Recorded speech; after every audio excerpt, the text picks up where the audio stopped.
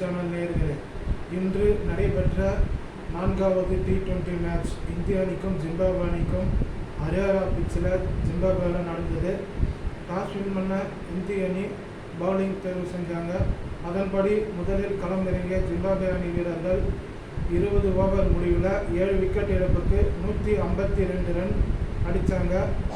அடுத்து களம் இறங்கின இந்திய அணி வீரர்கள் 15.2 ஓவரில் 160 ரன் அடித்து அபார வெற்றி பெற்றிருக்கிறாங்க.